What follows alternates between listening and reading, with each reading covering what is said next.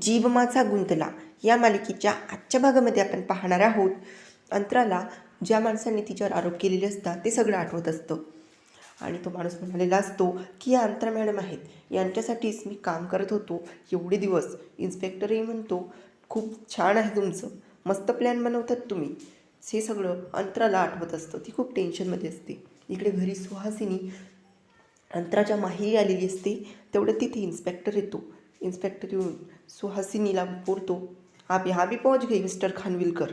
तेवढ्यामध्ये सुहासिनी बोलते, का मी येऊ शकत नाही का आमच्या घरी?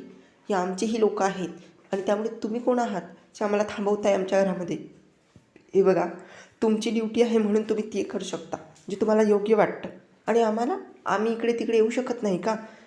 तेवढ्यामध्ये इन्स्पेक्टर बोलतो, माझी ड्युटी तर आहेचच, पण तुम्ही असं कुठेही येऊ शकत नाही आणि मला या सगळ्या प्रकरणामध्ये माझ्या बोलण्याला मी तुम्हाला अरेस्ट करू शकतो. त्यामुळे मी कुठलीही ॲक्शन घेता कामा नाही, तेव्हापर्यंत इथून निघा तुम्ही.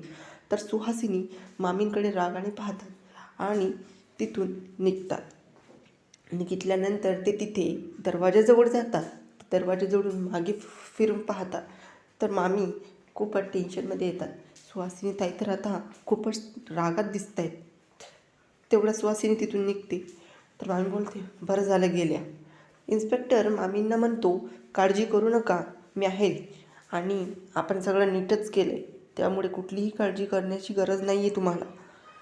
तर इन्स्पेक्टरही तिथून निघून जातो. तर मामी बोलतात, पाहिलं, बघितलं, बॉडीगार्ड ठेवला आहे मी, जसं मोठ्या घरामध्ये असतं ना तसं. तुम्हाला तर काही फरक पडत नाही.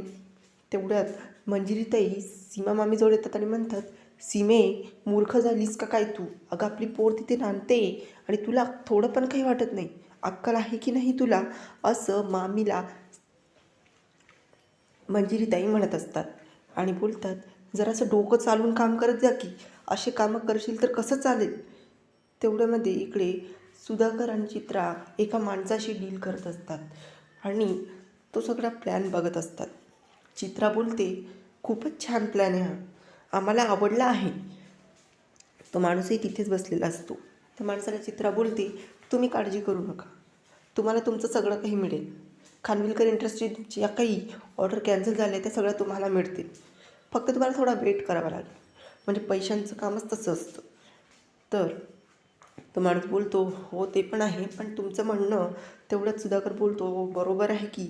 आता हे बघा, एवढे मोठी डील आहे आणि एवढे मोठी ऑर्डर्स आहे, ते काही कमी आहे का? खानविलकर इंडस्ट्री तिच्यावरच तर मोठी झाली आहे. आणि ते सोडा, तुम्हाला डील करता येत ना, मग त्या डील लक्ष द्या फक्त आता. आणि आम्हाला जे काही करायचं आहे आम्ही करू. आम्ही तुम्हाला कळवू की आम्हाला काय सांगायचं आहे तुम्हाला. आणि आपल्यात जे काही आहे ना त्याची टेन्शन तुम्ही घेऊ नका, ते सगळं आम्ही करतो. फक्त तुम्ही ना या ऑर्डर कॅन्सल ज्या झाले ना या तुमच्याकडे येत, तर त्या ऑर्डर्स घ्या, म्हणजे नाव मोठं तुमचंच होईल, हे लक्षात ठेवा. तुम्हाला आवडतोय ना आमची डील? तेवढ्यात तो माणूस बोलतो, हो छान डील आहे तुमची, मलाही पटलं आहे, पाहू आता पुढे काय आहे ते, येतो मी. तो माणूस तिथून निघून जातो. चित्रा बोलते, बघितलं सुधाकर, आता धीरे धीरे सगळं आपण आपल्याकडून करू, म्हणजे जे कामं होत नसतात ते पण होतील. आणि मला माहीत आहे की कोण काय करतं आणि कोण काय नाही. या लोकांना आता कळेल यांची लायकी कशी येते. आपल्याला आपली लायकी दाखवता येते. लोक असे बाहेर ठेवून आपल्याला थंडीमध्ये त्याच्यामध्ये यांना फरक पडत नाही, कितीही काही झालं तरी. तर आता आपल्याला कशाला फरक पडायला पाहिजे? आपण पण यांच्यासोबत तसंच करू, असं चित्रा म्हणते. तेवढं सुधाकर बोलतो, हो बरोबर आहे, आता आपल्याला पण तसं करायला पाहिजे.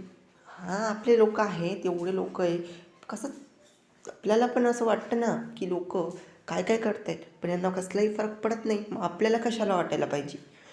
दुसरीकडे घरामध्ये आजी मल्हारला म्हणत असते, मल्हार, तिची बाजू सोडून असं चालणार नसतं माहिती आहे का? खरी आता गरज तर अंतराला आता आहे आपली, खरी परीक्षा तर आता सुरू झाली.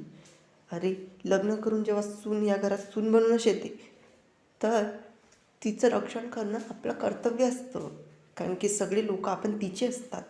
आणि जर तिच्याकडनं जशी पाठ फिरवून घेतली तर नक्कीच ती एकटी पडेल आणि मग सगळ्यांना तर तिच्यावर संशयच राहणार.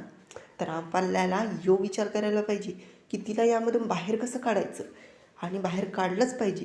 कारण की आता आपण तिच्यापासून मागे जाऊ शकत नाही, कितीही काही झालं तरी. आणि काय बदनामी, फक्त टी व्हीवर आलं की अंतरा खानविलकरने ड्रग्ज सप्लाय केले त्यामुळे लोकांना कळलं. आणि जर हेच टी व्हीवर दाखवलं गेलं की अंतरा खानविलकर निर्दोष आहे आणि ती निर्दोष सुटली आहे, तर मग परत पुन्हा पहिल्यासारखं होईल असं आजी बोलतात. मल्हार बोलतो, पण आजी, पोलिसांकडे तिच्या विरोधात खूप पुरावे आहेत, आपल्याजवळ काही नाही आहे, कसं निर्दोष सिद्ध करू आपण तिला. तेवढ्यात मल्हारला सुहासिनी म्हणू लागते. तर मल्हार बोलतो, हे बघ आई, आता जर तू पुन्हा असं म्हणशील की अंतरा तुझी बायको आहे, तुझी जबाबदारी तिच्यावर आणि तिला समजून घे एक वेळेस, तर हे बघ, माझ्याकडनं ना ते होणार नाही. या सगळ्यांमध्ये आता इंटरेस्ट उरलेला नाही आहे. मला आधीच खूप टेन्शन आलं आहे आणि आता मी अजून टेन्शन वाढवून घेऊ शकत नाही, कारण की खूप मोठं नुकसान झालं आहे आपलं, तुलाही कळतं आहे, असं सुहासिनीला तो सांगतो. सुहासिनी बोलते, पण मल्हार, एक वेळेस तिच्यावर विश्वास तरी ठेवून बघ, कारण विश्वासावरच नातं टिकलेलं असतं आणि जर विश्वासच तुटला तर नातं बिखरतं. हे तर तुलाही कळत असेल. मग ते कोणीही असो, अंतरा असो किंवा दुसरं कोणी.